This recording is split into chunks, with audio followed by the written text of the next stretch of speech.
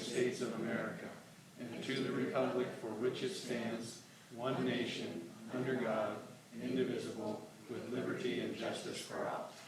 Thank you. Can we get a roll call? Councilmember Losi. Here. Councilmember Mobley. Here. Mayor Pro Tem Johnson. Here. And thank you. And our first order of business today is a introduction of a couple of new employees, first being our new Assistant City Engineer.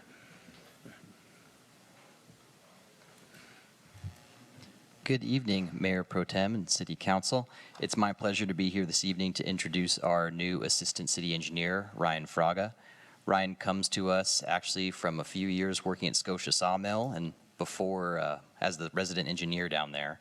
Before that, he comes from the Chico area and actually spent some time there at Chico State getting his degree in mechanical engineering. And then he also has an interest and did some work in civil engineering as well. So we're really excited and pleased to have Ryan here.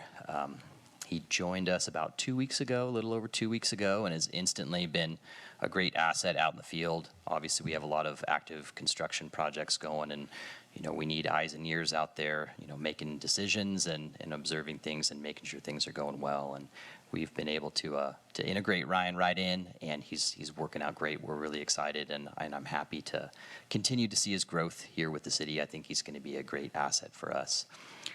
When Ryan relocated over here, actually for the job at Scotia Sawmill, he moved to Fortuna. So he, his wife, and his kids live here in Fortuna.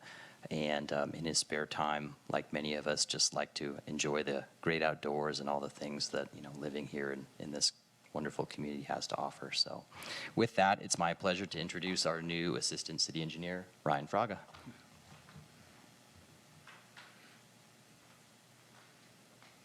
Hello, everybody. Thanks for having me. It's good to meet you all. I'm glad to finally get to be here. I had been trying for this job for a while. I actually had a bookmark to the employment opportunities webpage on my computer that I checked regularly, so I knew when this job came up, and I'm really excited to be here. So thank you very much. Well, thank you, and welcome.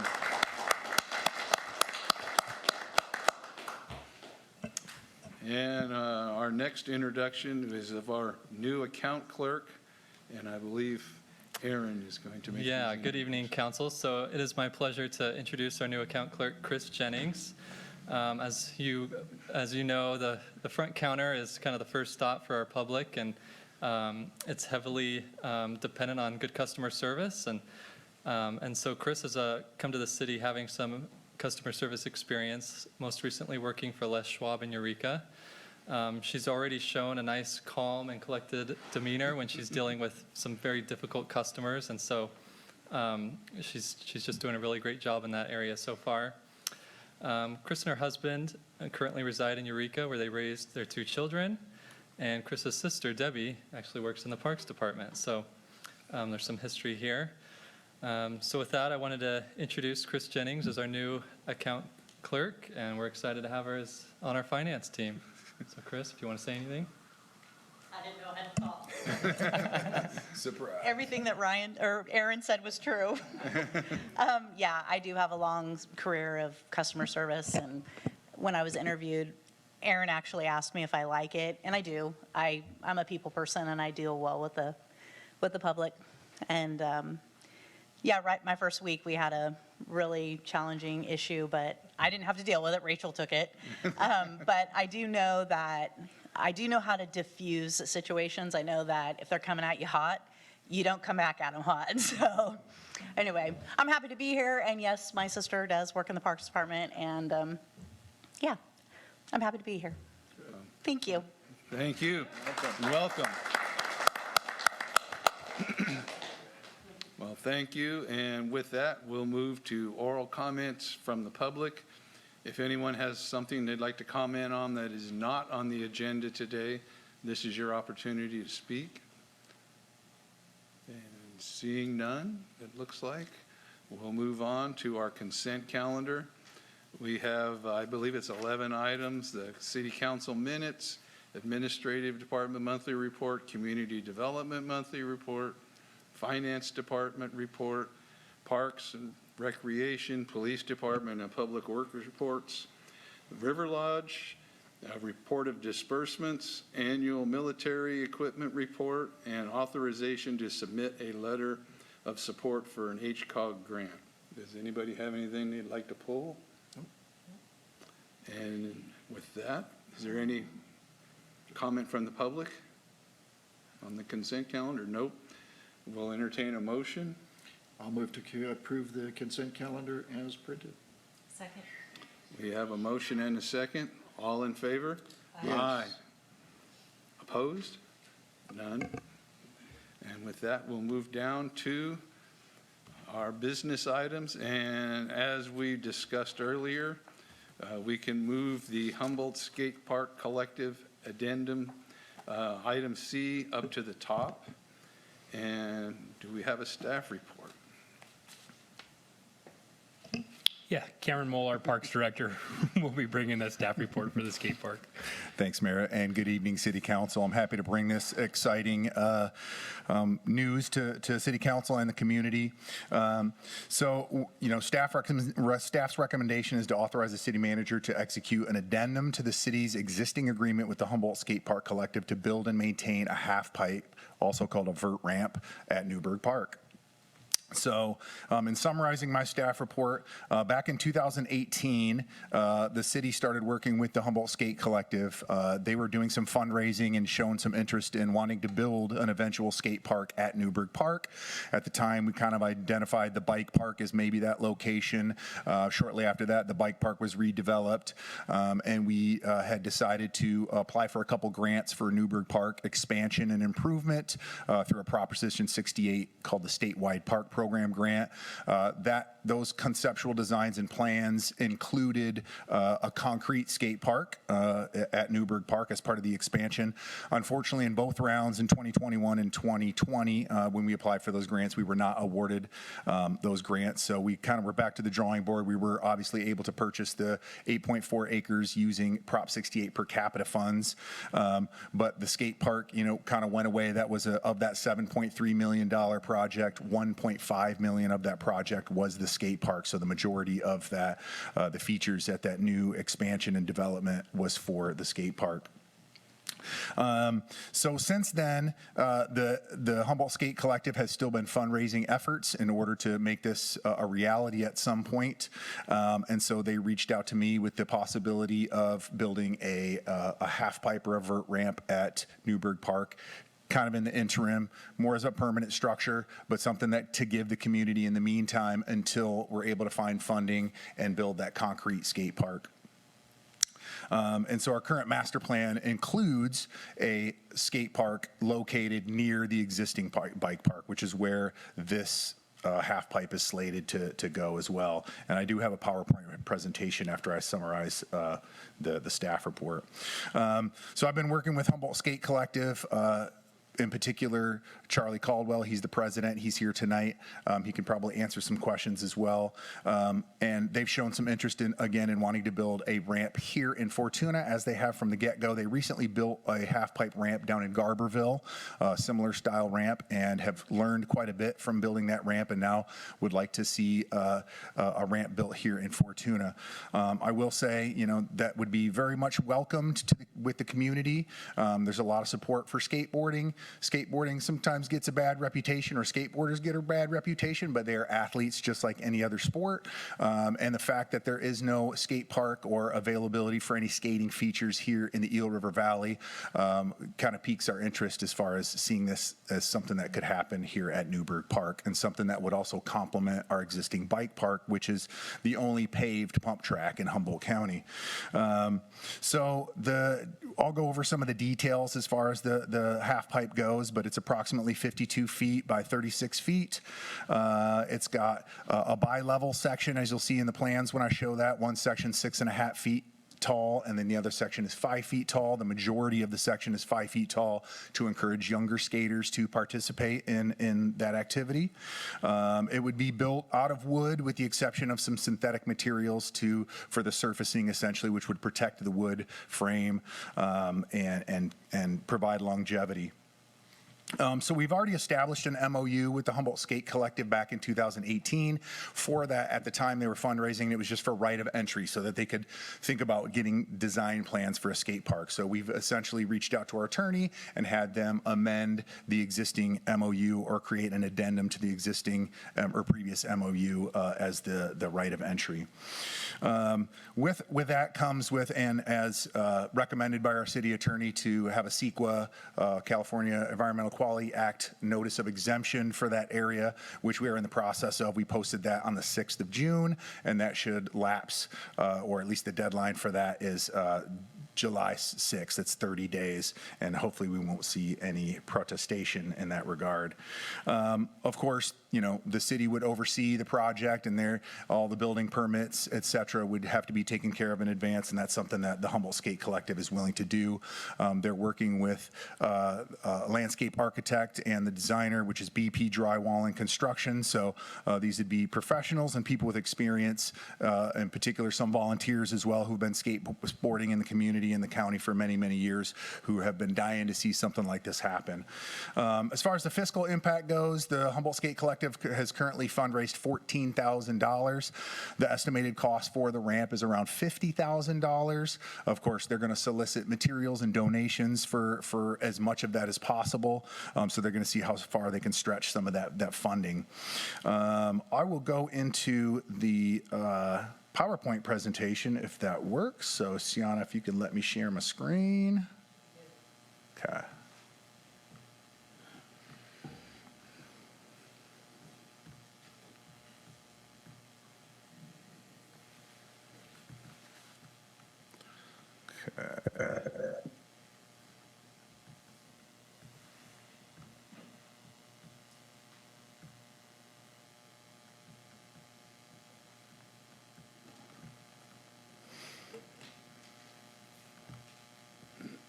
There.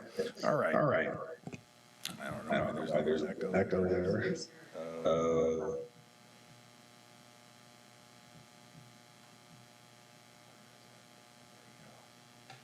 There we go.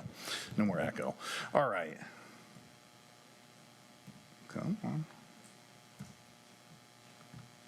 Why isn't it going back? There we go. All right, so this is for the Newbury Park Halfpipe Ramp Project in conjunction with the Humboldt Skate Collective. So some of the benefits I already discussed. Let me move this out of my way here. And I don't know why it's doing that. So this would further expand our recreational opportunities and activities for the community. Again, there's no local public half-pipe or skate ramp opportunities between Eureka and Garberville. Really the main place that I see a lot of our local skateboarders is skateboarding in front of the Fireman's Pavilion on the stairs there, which isn't really necessarily would be considered a skate park by any means, but it's all that the community's got at the moment. I've heard a lot since taking on my position over 5 years ago about we need more stuff for kids to do. Well, here's an opportunity, right? The bike park, if you've driven by the bike park, you've seen lots of kids out there playing, and this would be no different. However, this is for all ages, just like the bike park is. But as far as just having another recreational opportunity that's free for kids to have access to, this would be a great recreational facility for them. Again, all ages and skill levels would be welcome with the bi-level design, which I'll get into, and the majority of that being a lower level. And again, it would complement the existing bike park. We'd also be able to host events. I know Charlie and the HSC would like to, once this comes to fruition, see some events held there, but mostly bringing in tourists. There's a lot of families that travel through California, and if they've got a skateboarder in the family, they are going to stop at every city that has a skate park. So I can guarantee you there will be many people stopping in Fortuna to utilize the skate park and spending the night shopping, spending money. So that'll help bring in some local tax revenue. Because the Humboldt Skate Collective is willing to construct this ramp, it'll take minimal amount of finance obligation from the city, so they're willing to build it and maintain the ramp in its perpetuity as long as they exist. Of course, as part of the addendum, the ramp does become, once it's completed, it becomes city property, but we'd like to work with the Humboldt Skate Collective in future years when it does need maintenance. However, you can see here it's got a minimum 10-year lifespan as far as maintenance goes before it would require so. Some of the design plans, I'll just kind of breeze through these. These were in the agenda packet. So here you have the site plan on the left. You can kind of see that black arrow kind of points to a green fencing. That's the bike park essentially, where you see that kind of SD in the bottom left corner, and that rectangular shape with the red stripe through it would be the future half pipe, which would lie just outside of our softball field number 1 outfield. Then you've got an overhead view, which kind of shows the dimensions of the skate ramp, showing the 52 foot by 36 feet dimensions. And here on the left here, you've got the two-tiered ramp for all levels. And again, the majority of that being that lower level. And then a side view of the ramp showing again those dimensions, where the higher level is up at 6 feet tall and then the lower level is at 5. Of course, there would be railing around that top portion of the ramp to keep people from falling over or off of the ramp. Here's a rear view where you can see most of the length of that being that shorter level for more novice skateboarders. And then the foundation, which is a pure block foundation, plenty of support. Cross members, this would all be wood, as well as the framing. And then, of course, that surfacing I was talking about, I believe it's called gator skin. It's similar to like a Trex material. It's a synthetic material. And then, of course, we've got a sample picture of the ramp from Garberville. And then eventually we'd like to see, some artwork. I know you've probably seen in a lot of my Parks and Rec staff reports, a lot of vandalism and graffiti. This is something that could go up well in advance of that would hopefully deter any of that from happening, because it would be already, have some flavor to it, if you will. And of course, this would have to go through the Fortuna Art Council first in order to be approved. So all of the artwork would be approved before it would be painted on. And then I'm happy to answer any questions. Again, we've got members of the Humboldt Skate Collective here that might be able to answer some questions. I'm sure they're going to want to make some public comment, but I'll open it up to council if you have questions. Does anybody have questions? I do. I really like the project. I think that it will go very well with Newburgh Park and all the other activities that we have there, including the bike park. I do, in looking through Exhibit A, as I read through the insurance provisions and information, it sounds like that the liability insurance is primarily during construction. And so I just want to make sure that the liability insurance also carries over beyond construction, but during operation. I don't see that as an issue. I know that Humboldt Skate Collective carries their own insurance. Of course, we require insurance if BP Drywall Construction does end up being the contractor for that job. Of course, we would get their insurance prior and throughout the project. And then every year we would just request the Humboldt Skate Collective renew their insurance with us and endorse the city as additionally insured. And one other addition too, we checked with the city's risk pool, and they cover skate parks in each of the cities. So the skate park would be owned by the city, it would be covered under the city's risk pool.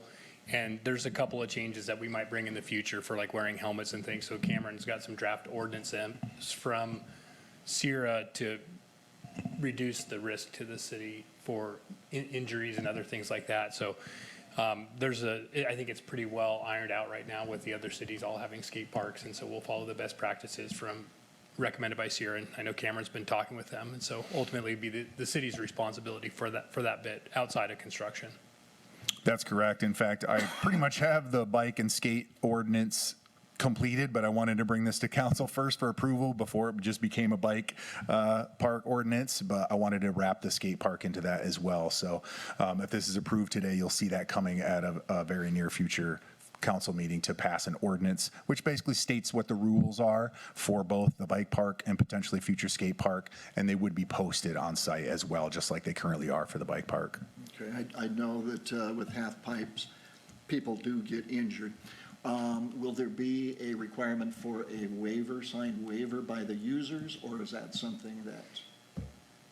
Yeah, Cameron had the discussions earlier on with Sierra about that, and I think their practices are, I don't remember what The ordinance and the posting of the signage with the rules that are required is really all that you would need.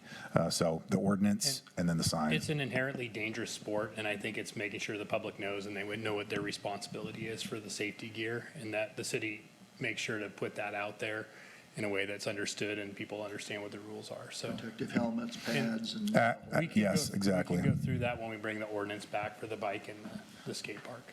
thank you. You're welcome. And I just wanted to say one thing, if I could.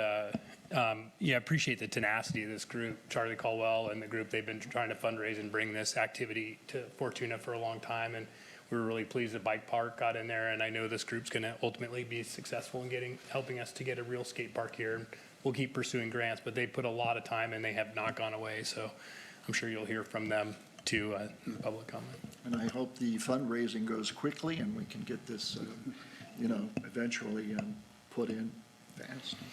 Yeah, and if you notice in the addendum, I added 28 months, I believe it was. So it would, it basically gives them plenty of time to construct the ramp. So I think it would have been October 2025. And if we need to extend it, then we need to extend it. But hopefully it's something that can happen sooner than later. And at this time, we will open it to public comment if anyone wishes to comment on this item.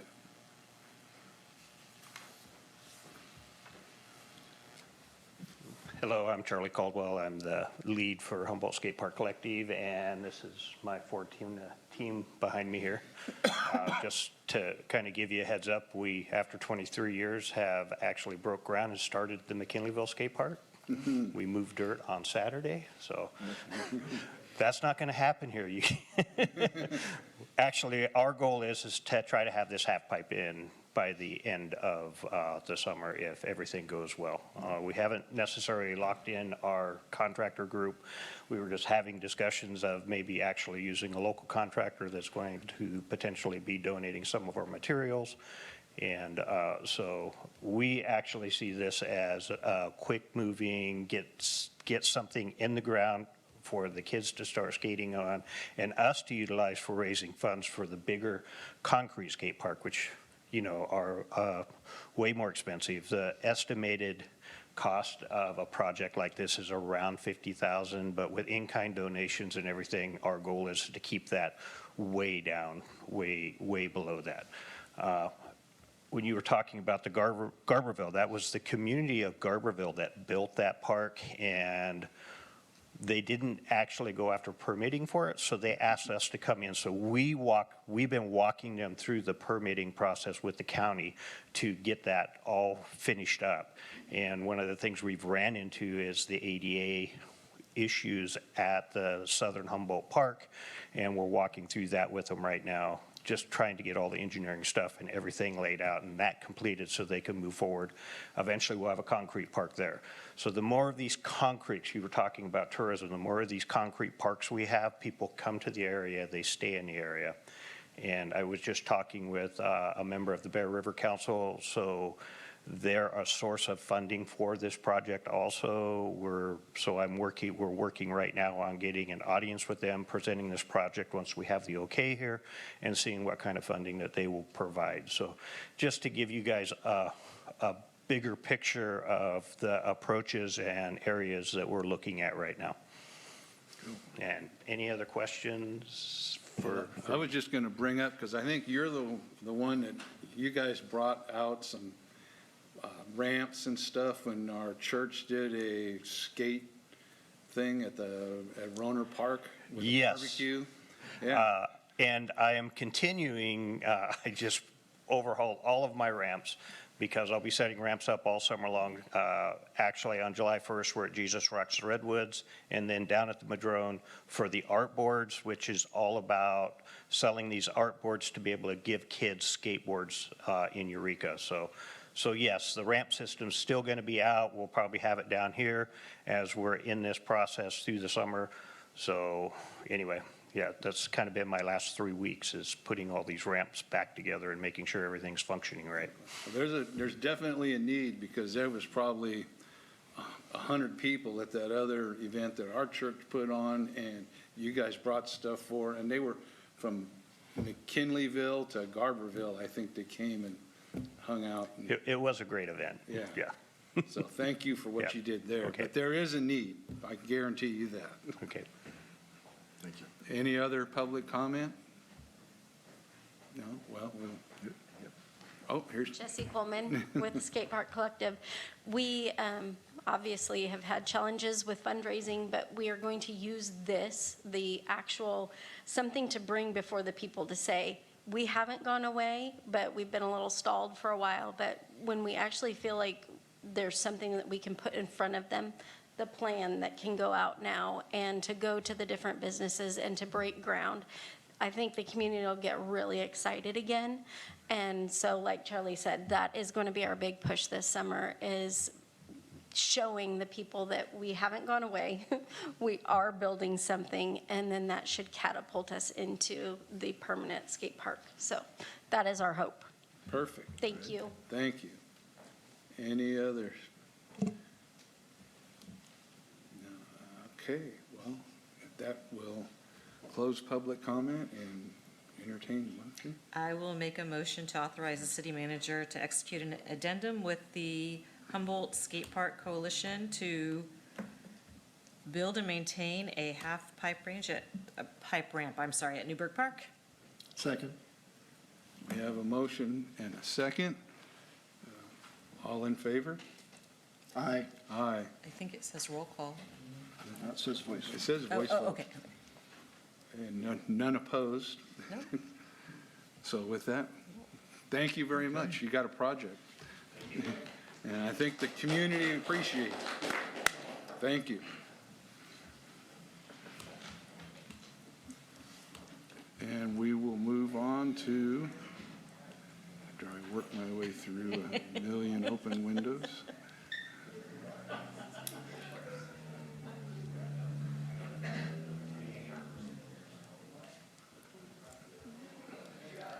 Good job, Cameron. All right, we come to our next business item. A public hearing for the second reading and adoption of our organic waste disposal ordinance 2023-761. Thank you, Mayor Pro Tem Johnson. So this is a second reading. At the last city council meeting, we went through, we held the first reading of this ordinance, and staff is recommending that the council hold a public hearing to conduct the second reading and adopt ordinance 2023-761, revising chapter 8.14 of the Fortuna Organic Waste Disposal Reduction Regulations that implement and enforce CalRecycle Organics regulations and SB 13883 compliance, with the general change being from July 1st, 2023 to January 1st, 2024. And let me just, the language actually in the recommendation, it should be July 1st, 2024. And so that's the way that it's carried through in the ordinance and then in the rest of it. So that's just a typo in the recommendation. So it is correctly stated in the resolution. So a copy of the draft ordinance is attached to the staff report. And if there are any questions, I'd be happy to answer them answer any questions regarding the draft ordinance. Okay, No, we went through this with the first reading, so. I was just hoping that we would have got some good supply chain news, but I don't think it's ready yet, so. No, and we have another item that'll be coming up after this one where we're going to talk a little bit more about where we're at in the overall compliance schedule. All right. Well, we'll open this up to public comment, if there's any public comment on this item.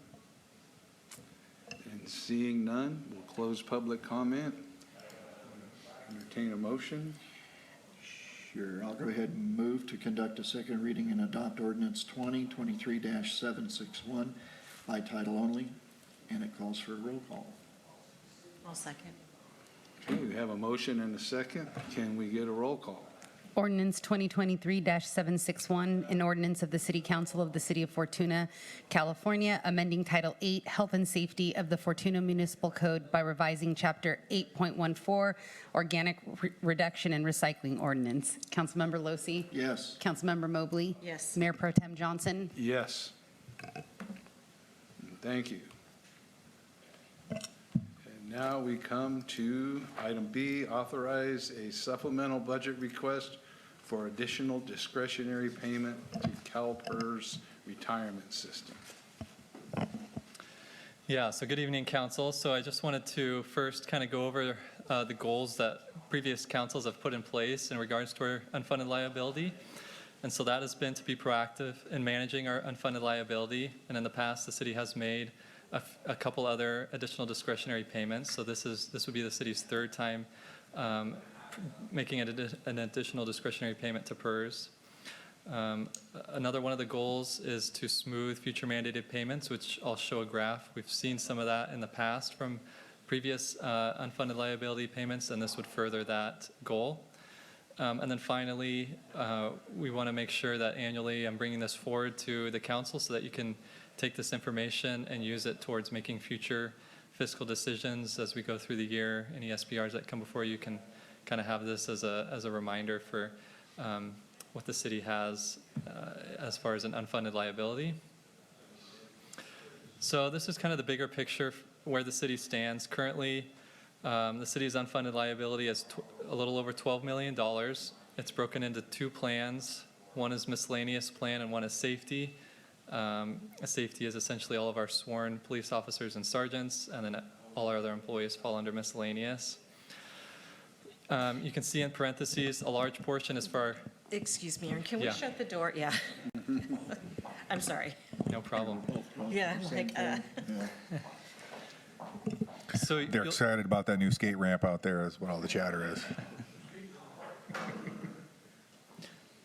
So you'll see a large portion of the unfunded liability is attributable to what we consider classic employees. And so those are for all employees hired prior to 2013. So essentially, we're not accruing new unfunded liabilities, at least not in the last 10 years. We're just working on paying off those unfunded liabilities from employees from prior to 2013. And so the current discount rate, you can see 12 million. If PERS was able to earn an additional 1% over the next 20 years, you would see that the unfunded liability would be 7.3 million, so a considerable amount less. On the other side of things, if PERS earned 1% less than what they expect, the unfunded liability would be close to 18 million. And so I put up in the top right that over the last 20 years, CalPERS has earned an average of 6.9%, and that is about where the current discount rate is. So as long as kind of history continues to be our guide, we should be at about that 12 million mark for our unfunded liability. And then just as a point of reference, about 70% of that is attributable to the general fund, which is about $8.4 million. And so I talked about this a little bit, but over the past 10 years, a number of things have been done in order to try and prevent the unfunded liability from growing. In November of 2012, what was called the Public Employees Pension Reform Act was passed. That's called PEPRA. And so that changed the retirement formulas for employees hired after January 1st, 2013. And so essentially their retirements were, they paid out less in their pensions. And so the cities didn't have to put up quite as much into paying for those. And so the city isn't taking on as much of a burden for new employees hired after 2013. A few other things that came from the PEPRA was that they decreased their discount rate or their expected rate of return on their investments from 7.75% down to 7%. And so you can see, kind of going back to the last slide, by them just changing what they expect to earn, it increased the city's unfunded liability by about $5 million. And you can see they lowered it to 7% because that is kind of where their historical average has been over the last 20 years. And then the third bullet, because fiscal year 2021 had a 21% investment return, it did trigger an automatic decrease in their future expected returns. So because they did so well in 1 year, they now expect over the next 20 years to earn less, and so they decreased it further down to 6.8%. And then finally, CalPERS changed the unfunded liabilities that are put onto cities from 30 years down to 20 years, and so the annual payments just kind of went up because it was spread out over fewer years. So this is a chart of where our unfunded liability payments are projected to be over the next 20 or so years.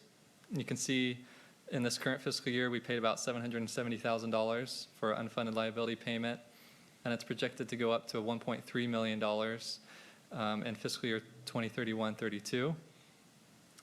So it's almost doubling over the next 10 years, and so that's why we're really trying to work on getting those higher year payments down as much as possible so we don't have that budget crunch in those future fiscal years.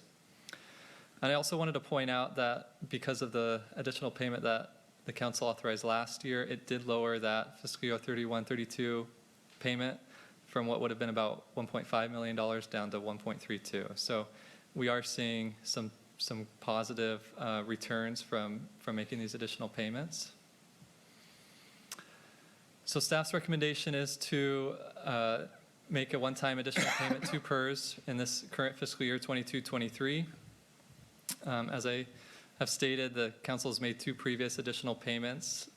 The first one was 2 years ago for $255,000, and that resulted in savings of $276,000 in interest payment savings.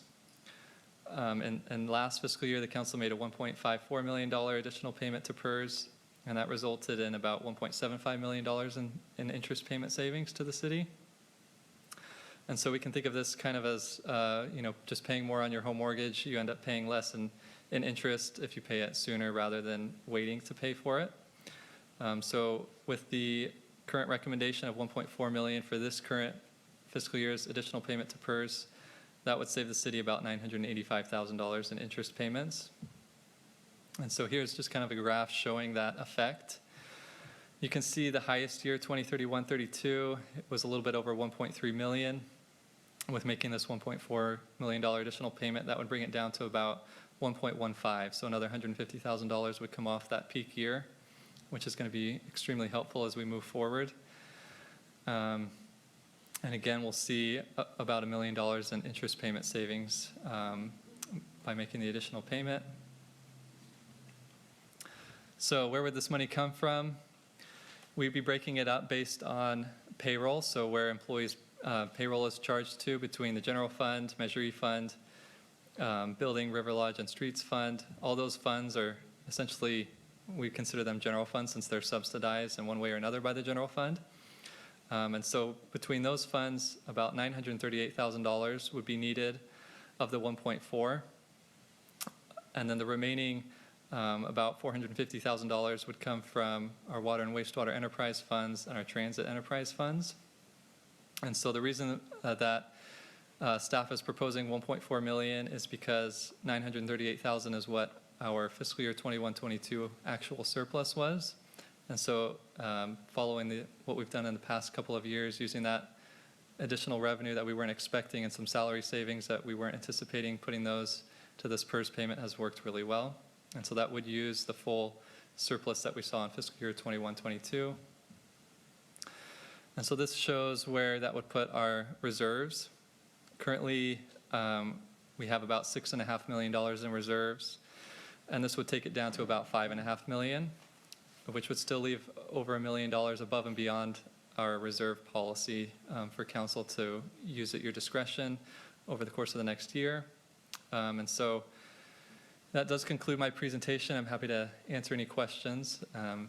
And it's staff's recommendation to authorize a $1.4 million payment to PERS. Okay. Do you have any questions? I do. It looks like, and I might have asked this question in the past, I don't remember the answer if I did. Looks like the magic year, fiscal year is 31-32, when the unfunded liability payments start going down finally. So what happens in that particular fiscal year to cause that to happen after that year? Yeah, so 2031-32 is the highest is because when they initiated this unfunded liability payment kind of structure, they amortized it over 20 years, like I stated. And so that's the last year of kind of the big upfront 20-year amortization. And now there's kind of a rolling 20-year period where each year, if PERS doesn't meet their 7% investment portfolio, they amortize whatever the losses is over 20 years. And so you'll see those kind of future years continue to grow as that happens. But 31-32 is the highest because they, in 2011, 2012, they started that kind of initial upfront, and it was a really big number. So that's why that one's so big. Our 23-24 budget came in at just a little bit over to be in the black, just a very slight amount. And I know that there have been some changes since then to make it a little bit more maybe. But when we get reports from engineering, for instance, with the new police department construction, that some of the contingency funds are going over and probably will continue to go over what we had projected. I have a little bit of concern about that with regard to such a large payment, $1.4 million, going into this unfunded payment. And dropping the general fund reserves down below $6 million, although I think 4 million is a good number for our general fund reserves. I've got some concerns about that particular project going way over what our contingency has been planned for.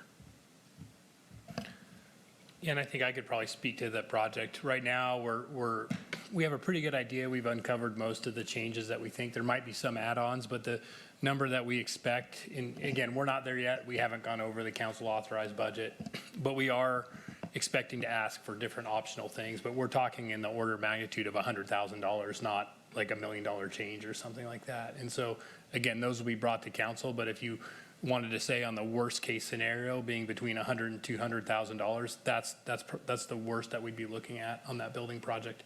You know, the whole building's been exposed. We've gone through the whole scope of the project, so I don't think we have a lot of exposure, and a $200,000 number is going to be high. We're considering looking at things like adding solar and other items like that would reduce our long-term expenses for the building. But right now, we think we're going to be able to complete the building very near what the council-approved budget is. Okay, good. And are we not required to have solar on that? We're not required to, and what we're looking at is we did submit an application, and we got it in under the old net metering standards so that the city would see more of a benefit from that solar in a shorter payback period. And so, you know, the energy, you know, and all the appliances in that building are electric. And so what that would do is with solar, we'd be able to reduce our costs probably to almost nothing for the electrical operation of that building. I think, I forgot what City Hall is, but it's $1,000 a month or $1,500 a month, something like that. So anyway, it'll be an option that we bring back to council. I think to stick to this item, you know, on the outside, we're 200,000, and I think that's high, but we're doing a pretty good job of managing what's happening there, and we've experienced most of the changes, so I think we're in good shape. Likely we will go slightly over, but not a large amount. Okay.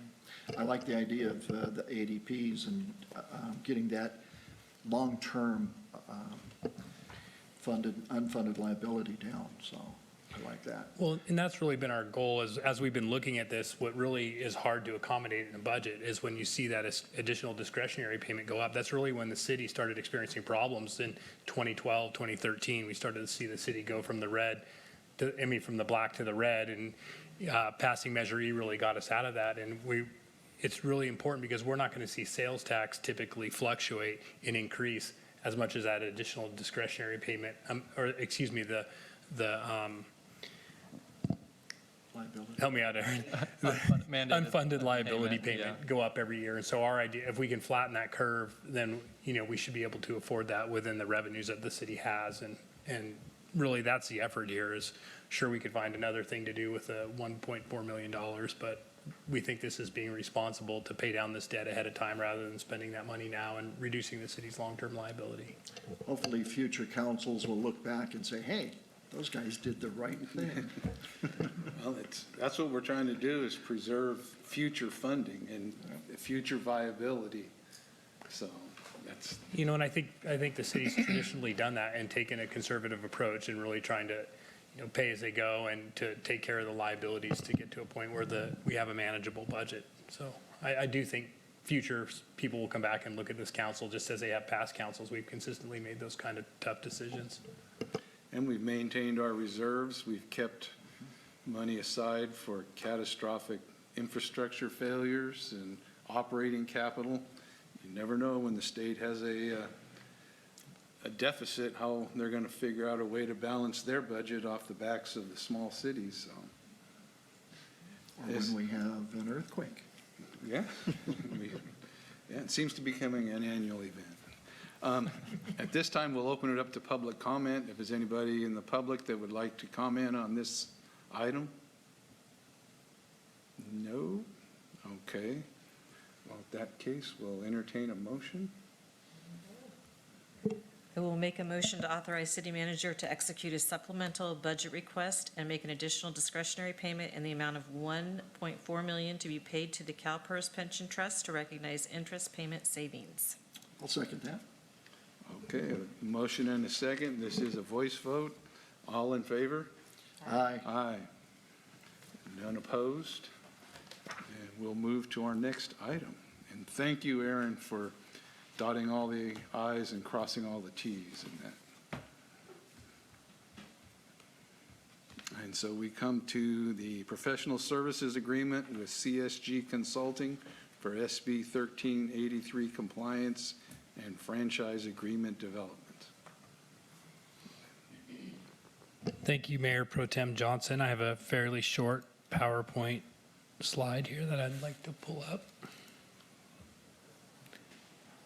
Looks like you can see this. So what staff's recommendation is that the council authorize the city manager to negotiate and execute a contract with CSG Consultants to assist the city with SB 1383 compliance in development of an updated franchise agreement.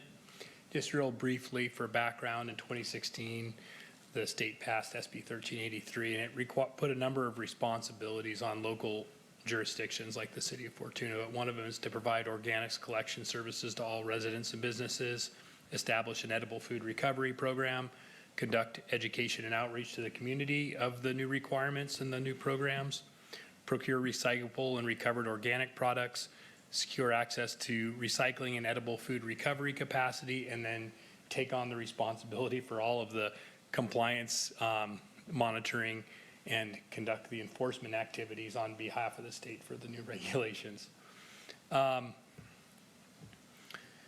Real briefly, the state took from 2016 to 2020 to come up with all the rules, and the city had to come into compliance in a very short period of time, less than 2 years. And, there's a number of obstacles to doing that. One of the primary ones is there's no means right now to collect the organic material. If we did collect it, there's nowhere to take it, to package it, and bring it to a recycling facility. There's no recycling facilities in Humboldt County. All of that takes time to develop, and the project timeline is less than, it's more than the 2 years that we had from the passage. And so the way the state's showing they're serious about compliance with SB 1383 is they've given the city what's called a corrective action plan, and that has a series of timelines and tasks that the city has to complete in order to demonstrate and to demonstrate a good faith effort to doing those things. The city's done a number of things. We passed the organic recycling ordinance.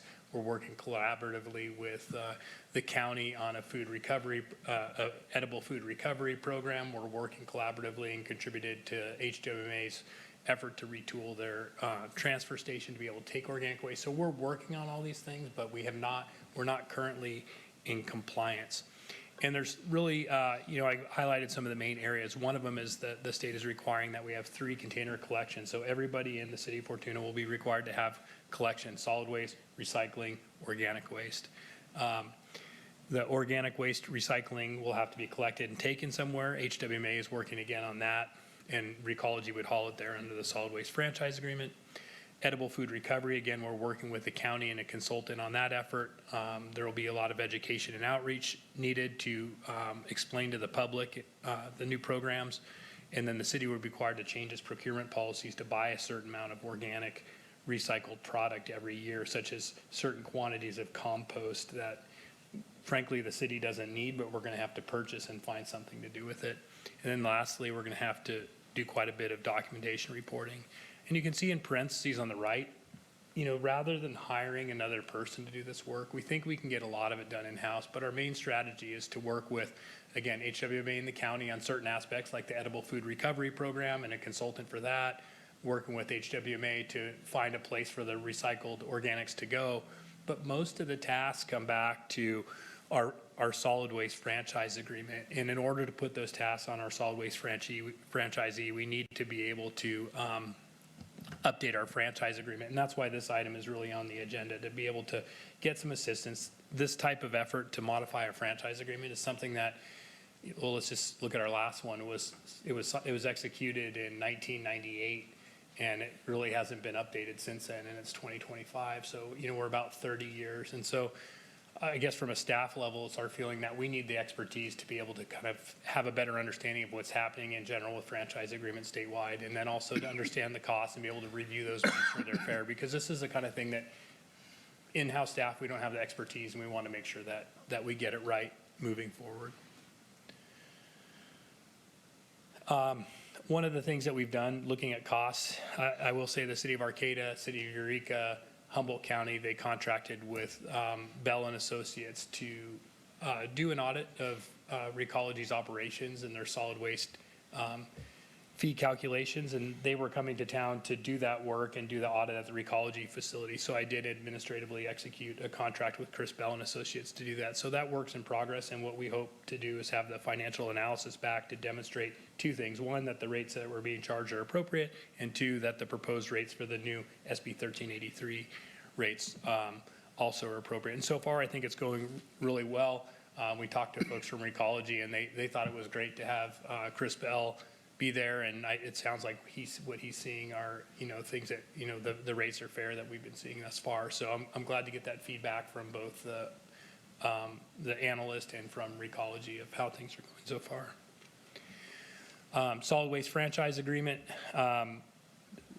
We've kind of got to a point that we're a little bit stuck. We were working with Culentano law firm, and they provided us a draft, which was more or less, it was a example that they had taken from another agency when SB 1383 was brand new, and it was very long and put most of the goals for diversion onto the solid waste hauler, but it was kind of too long. And then we had another similar franchise agreement, a parallel franchise agreement from Recology that we felt really wasn't specific enough. And so our goal right now is to work with the consultants at CSG to be able to redline and come up with a document that meets the city's needs and also is acceptable to Recology, that we can negotiate an amendment, which would really be a new franchise agreement with Recology. So included in CSG's work is a review of the franchise agreement. They'll initially review the franchise agreement drafts that we have, as well as the corrective action plan from CalRecycle. They'll do a compliance review and make sure that the draft franchise agreement includes all the services we need. They'll provide the red line franchise agreement with suggested changes. And then they'll also review the work that Bell and Associates did and recommend fees for those services. And then also provide additional technical assistance. And one of the big ones is not understanding this industry. You know, likely the way rates are charged is going to change in this new franchise agreement. And Recology has to make an investment of a capital investment in new trucks and new totes. And so they're going to want to spread it out over a 10-year period. Again, we just want to make sure that the rates that we're seeing are fair. And this is our chance to do that. And make sure that franchise agreement is set up in a fair way for the consumers and for our solid waste franchisee. So we do have a little bit. The good thing is we have budgeted some funds for this. Let me first talk about the expenses. The proposed cost of services for CSG's contract is $22,000. We previously approved work with Bell and Associates for $12,000, so that's right about $25,000. We have 35,000 right now budgeted to come from solid waste fund 210. We also received a grant for 20,000 that came via the state from AB 1985, which we spent about 5,000 on one of the collaborative efforts with City of Eureka, who actually contracted for the work for HWMA to do the improvements at the transfer station. That's a little interesting, but they were able to get that done sooner. So we have the total revenue of about 50,000 remaining, and this is about, 50,000 total budgeted, and we have about 20,000 remaining after the contracts with CSG and Bell Associates are complete. So that's where the funding would come from for this project. And with that, the recommendation is to authorize the city manager to negotiate and execute a contract with CSG Consultants to assist with the city with SB 1383 compliance and development of an updated franchise agreement. And if you wanted to, you can add a not to exceed amount. The proposal is for 22. I didn't think to put that in, but you could cap it at 22,000, or if there's other things needed, you could say not to exceed 25,000. Either way, I think would be fine. Okay. But that would be an addition that's not written in the recommended actions. I think it would be good to put a dollar amount there. And my suggestion would be 25,000, because it seems like things always come up. In the motion, it doesn't specify whether it's a voice vote or a roll call for this, so. It says voice vote.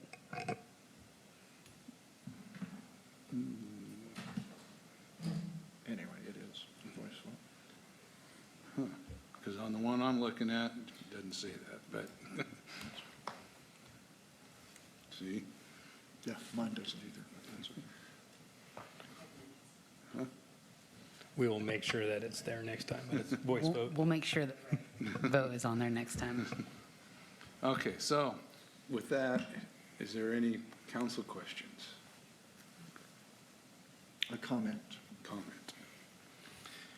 I think the last council meeting, I mentioned some concern about the upcoming franchise agreement, even though it's several years off, as well as the possible rates increasing, and some of the issues that Cal EPA is they're requiring us, and the pitfalls that the city could have. So and Cal EPA, it doesn't look like they're going to provide any agencies any relief with regard to their requirements. Their dates are going to be, they're pretty well set in stone, and it doesn't look like they're going to back up on any of those.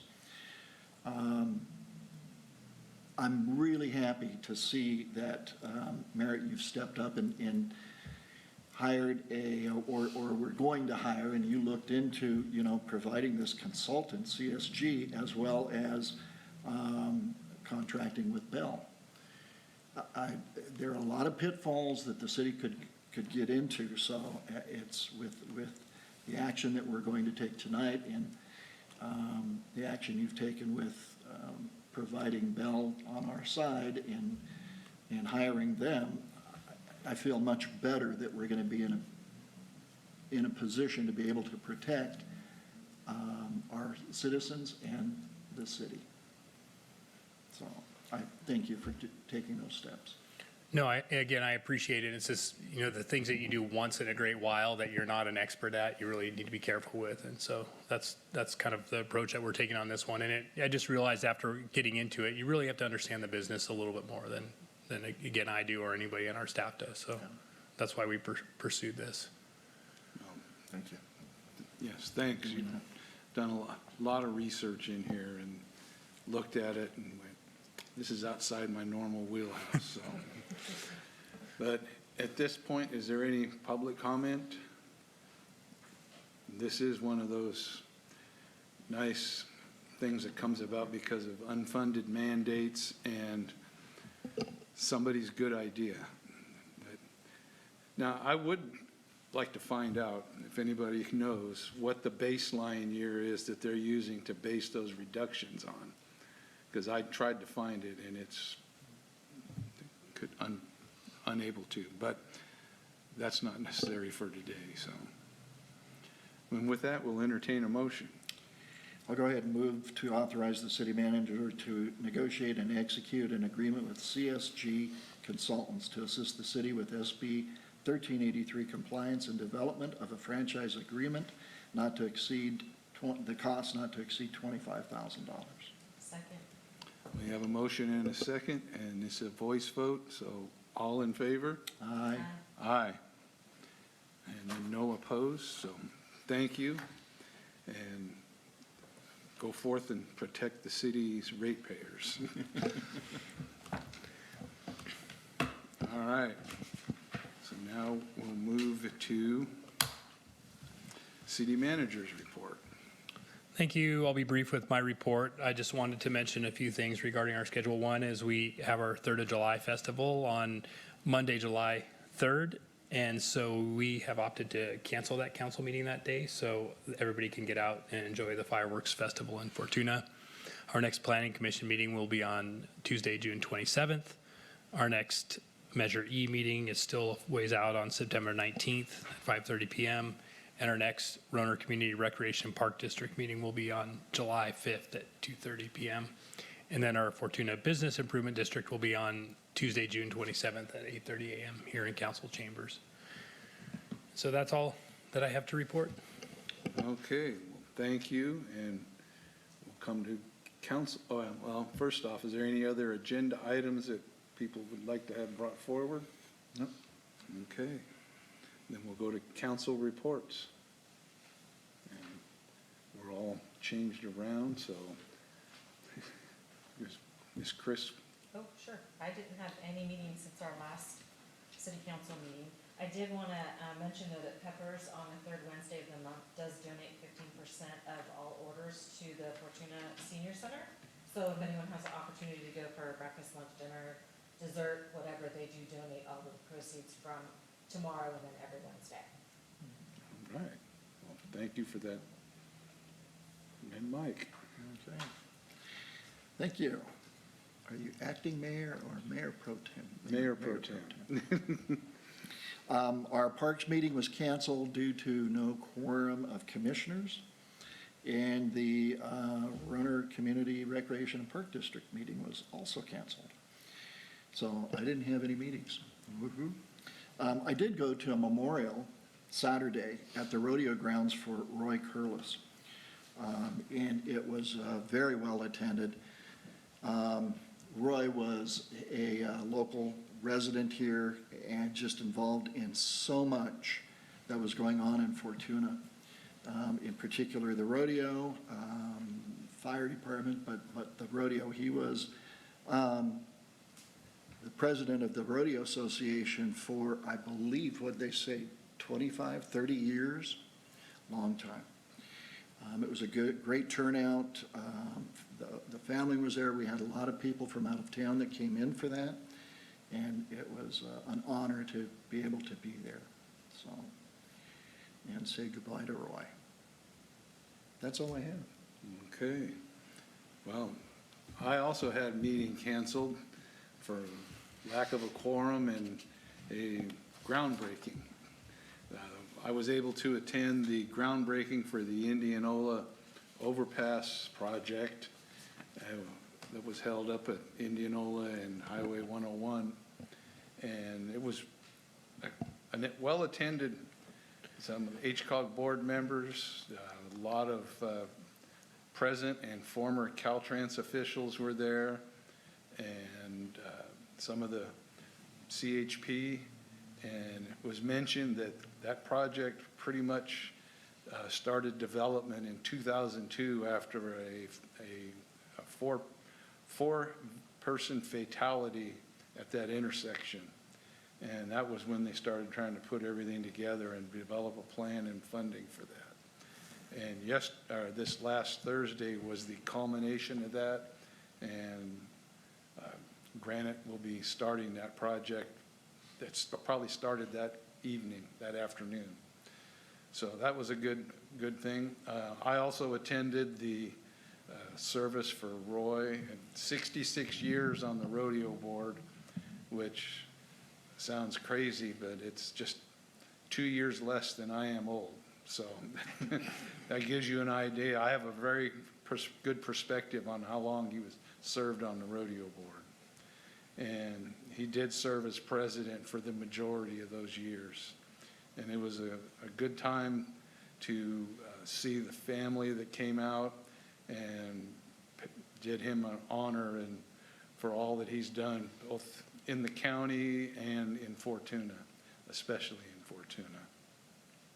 And as far as I know, we will have a HCOG meeting in July, though. So I'll report back on that. And with that, I think we've come to the end of our meeting for this evening. Entertain a motion to adjourn. We're going to adjourn to a closed session, so you need to probably read about that. Oh, yes, that. We are going into closed session. So we will adjourn to closed session for a conference with labor negotiators, the city negotiator, the city manager, an unrepresented employee, the finance director, in accordance with section 54.957.6 of the government code. So a motion to adjourn to closed session. Make a motion to adjourn to closed session. Okay. I'm not Second. And aye, and we will adjourn to closed session.